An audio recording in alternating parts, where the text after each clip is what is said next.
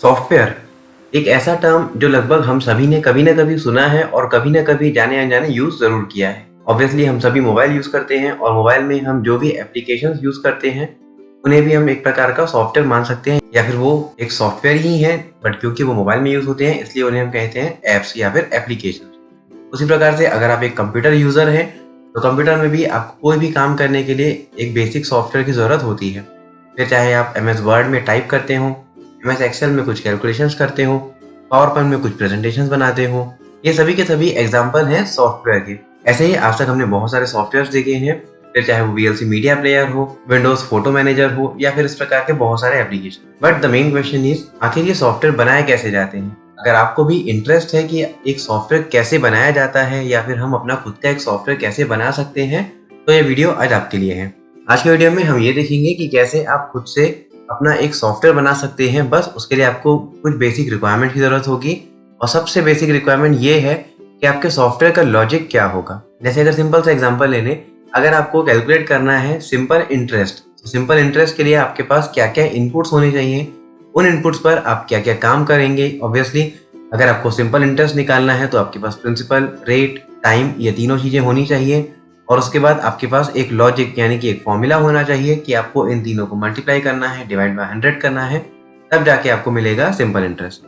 तो अगर आपके पास इस प्रकार का लॉजिक ऑलरेडी है तो आप इस लॉजिक को कंप्यूटर में इंसर्ट करके अपना एक खुद का सॉफ्टवेयर बना सकते हैं और जिस भी प्रकार का कैलकुलेशन चाहे वैसा आप उससे करवा सकते हैं। न सिर्फ कैलकुलेशन बल्कि आप जो भी काम करवाना चाहते हैं आप वो पूरे के पूरे काम अपने सॉफ्टवेयर से करवा सकते हैं। तो चलिए वीडियो को शुरू करते हैं और देखते हैं आप एक छोटा सा सॉफ्टवेयर खुद के लिए कैसे बना सकते हैं। बट उसके पहले चैनल को सब्सक्राइब करना ना भूलें।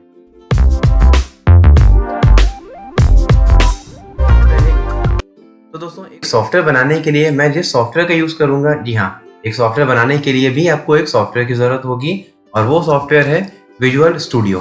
मैं यहाँ पर यूज कर रहा हूँ विजुअल स्टूडियो 2022। आप कोई भी वर्जन यूज कर सकते हैं, कोडिंग और कॉन्सेप्ट सभी में सेम होगा। इस सॉफ्टवेयर को ओपन कर लेंगे। ये सॉफ्टवेयर आपको इजीली गूगल में मिल जाएगा। आपको सिंपली सर्च करना है डाउनलोड विजुअल स्टूडियो और आपको इसे इंस्टॉल कर लेना है। फिर अगर आपको कोई प्रॉब्लम आती है तो आप हमसे कमेंट बॉक्स में पूछ सकते हैं।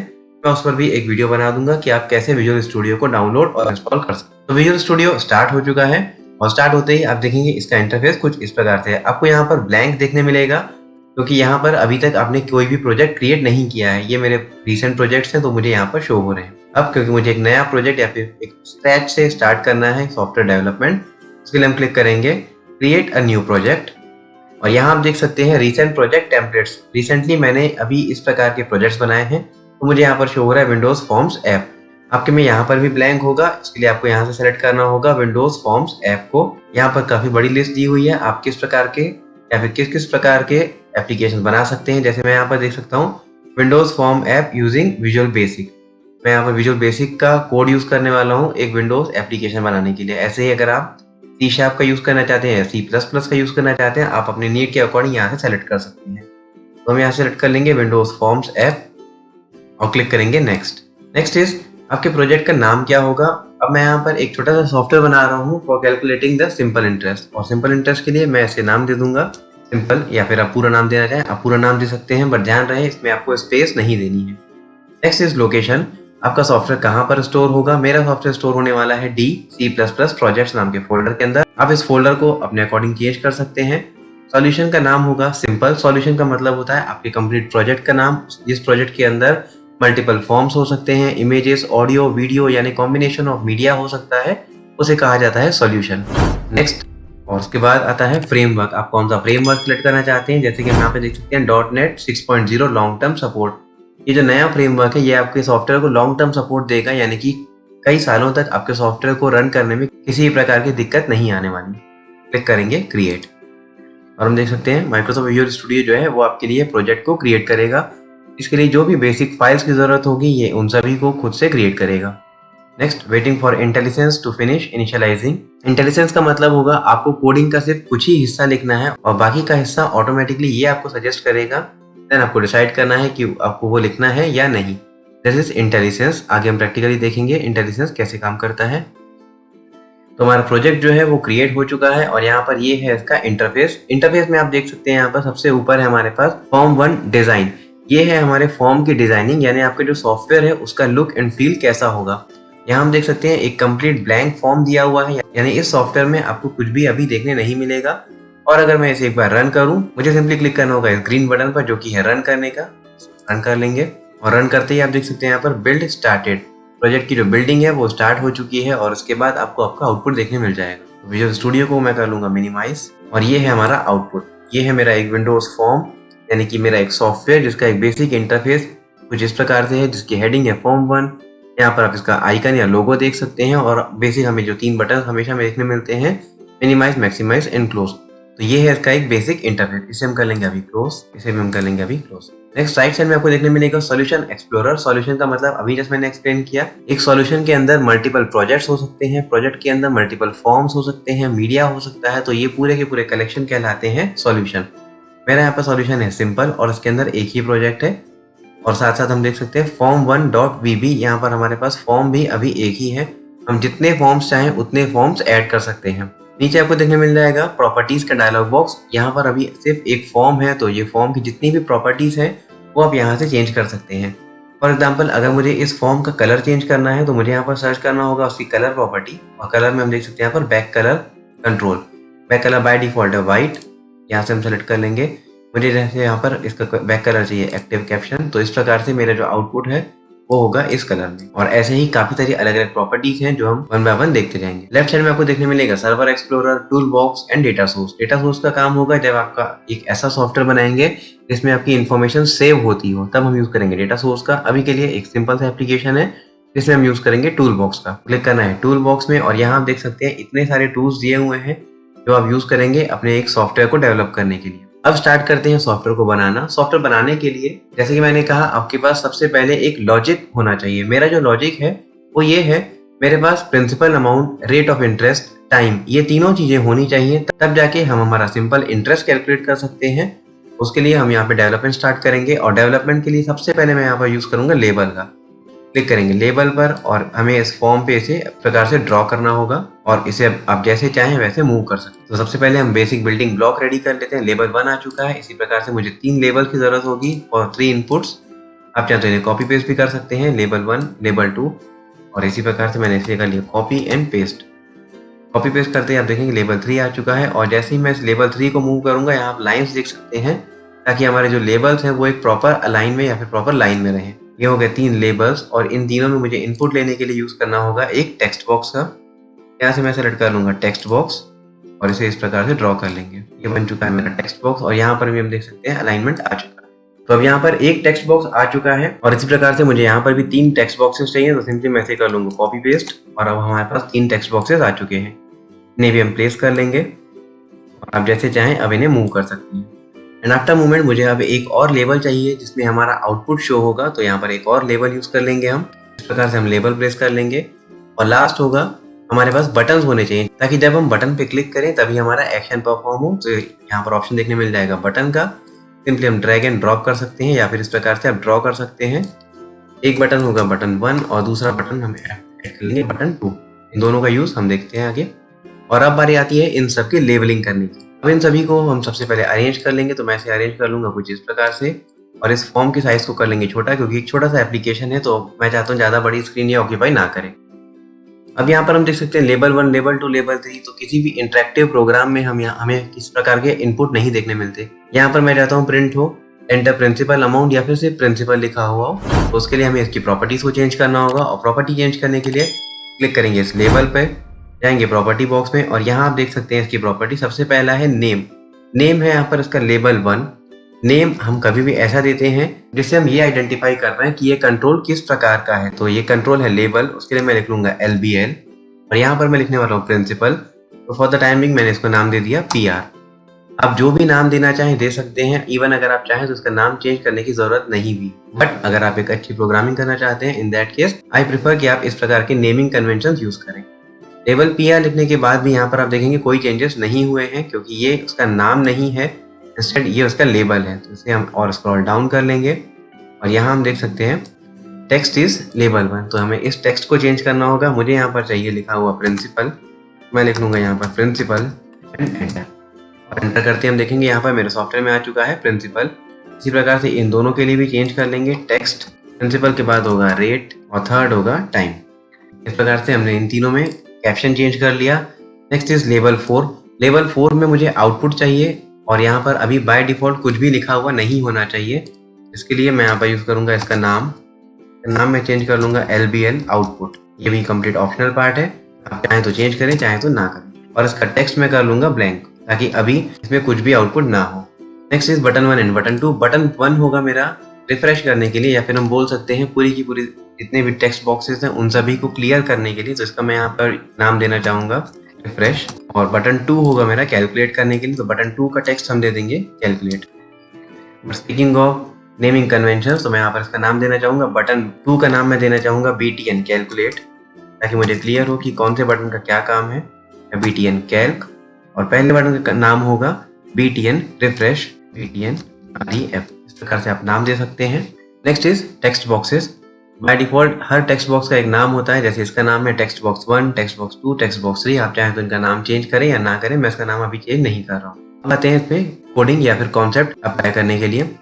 कॉन्सेप्ट अप्लाई करने के लिए सबसे पहले मैं क्लिक करूंगा कैलकुलेट पर डबल क्लिक, और कैलकुलेट पर डबल क्लिक करते ही आप देख सकते हैं यहाँ पर एक और न्यू विंडो आ चुकी है form1.vb, और ये है हमारा form1.design।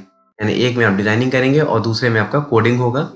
कोडिंग में अगर हम देखें यहाँ ऑटोमेटिकली आपको एक स्ट्रक्चर रेडी मिलेगा BTN कैल्क अंडरस्कोर क्लिक। ये था मेरा बटन कैलकुलेट जिसका हमने नाम दिया था BTN कैल्क, और यही हमें यहाँ पर देखने मिलेगा BTN Calc underscore click. BTN Calc is the name of control, यानी कि आप कौन से कंट्रोल या फिर किस चीज पर क्लिक करने वाले हैं। और अंडरस्कोर के बाद जो लिखा हुआ है ये होता है इवेंट, यानी इसके अंदर हम जो कोडिंग लिखने वाले हैं वो कब एक्टिवेट होगी।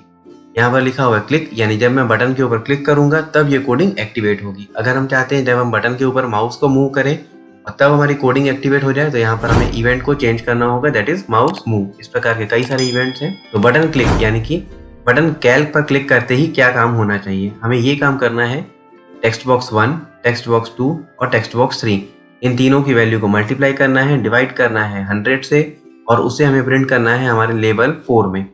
तो अब हमें लिखना होगा यहाँ पर इसका कोड, और कोड में जल्दी से यहाँ पे लिख लूंगा और उसके बाद हम समझते हैं उस कोड में क्या लिखा हुआ है। कोड लिख चुका हूँ और यहाँ पर अब इसे समझ लेते हैं। सबसे पहले लाइन है डिम PRTSS डबल। डिम का मतलब होगा हम इन वेरिएबल्स को डिफाइन कर रहे हैं कि आगे हम PRT और S इस प्रकार के नाम को यूज करने वाले हैं, और इन सभी का डेटा टाइप होगा डबल। डबल का मतलब होगा हम इनके अंदर डेसिमल वैल्यूज को स्टोर कर सकते हैं, क्योंकि आप किसी को भी प्रिंसिपल या रेट ऑफ इंटरेस्ट या टाइम किसी भी प्रकार का इनपुट अगर आप देना चाहें, हो सकता है रेट ऑफ इंटरेस्ट 2.5% हो, यहाँ पर हम इनपुट लेते हैं डेसिमल वैल्यूज का, इसलिए हम यूज करेंगे डबल। अगर आपको पता है कि आपका इनपुट एक प्योर नंबर होगा तो आप यूज कर सकते हैं एस इंटीजर। ये आपके ऊपर डिपेंड करता है आप किस प्रकार का इनपुट देना चाहते हैं। मैं यहाँ यूज करूंगा double. Next is p equals to val of text box 1 dot text, यानी कि टेक्स्ट बॉक्स 1 के अंदर जो भी टेक्स्ट लिखा हुआ है ऑब्वियसली वो स्ट्रिंग फॉर्मेट में होगा। सबसे पहले उसे वैल्यू या फिर एक नंबर में कन्वर्ट किया जाए और फिर स्टोर किया जाए p के अंदर। ऐसे ही r और t के लिए भी एप्लीकेबल होगा। लास्टली PRT, इन तीनों के अंदर जो वैल्यूज आ चुकी हैं उन तीनों को हमने मल्टीप्लाई किया, डिवाइड किया 100 से, और इस पूरे के आउटपुट को हमने स्टोर किया s के अंदर।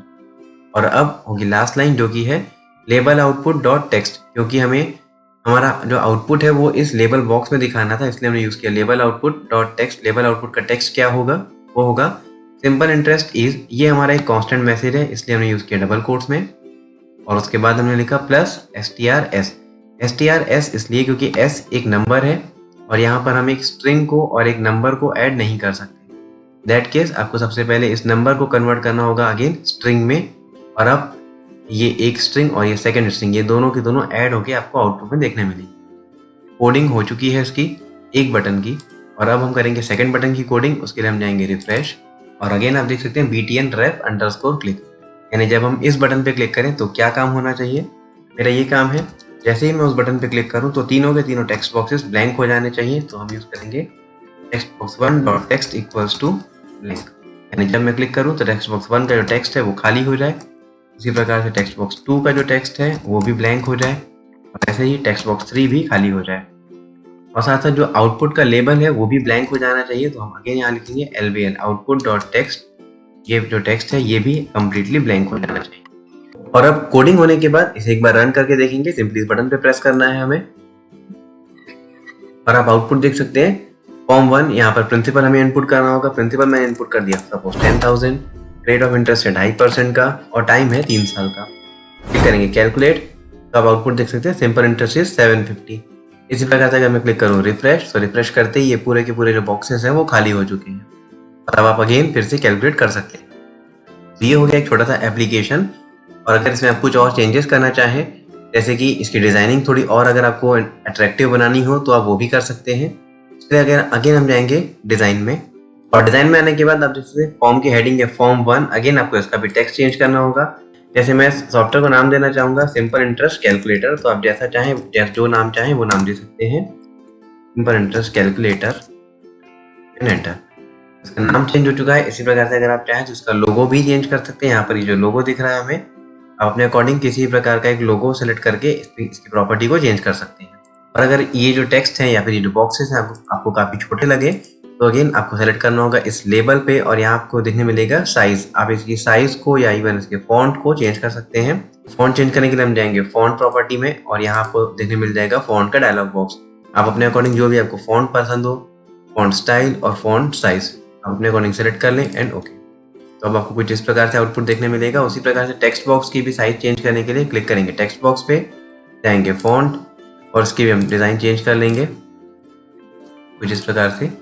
That's it. तो अब अगर मैं इसे एक बार और एग्जीक्यूट करूं तो आप आउटपुट देख सकते हैं यहाँ पर। अब आपका जो सॉफ्टवेयर है वो कुछ इस प्रकार से दिखेगा जो भी आपने एडिटिंग की थी।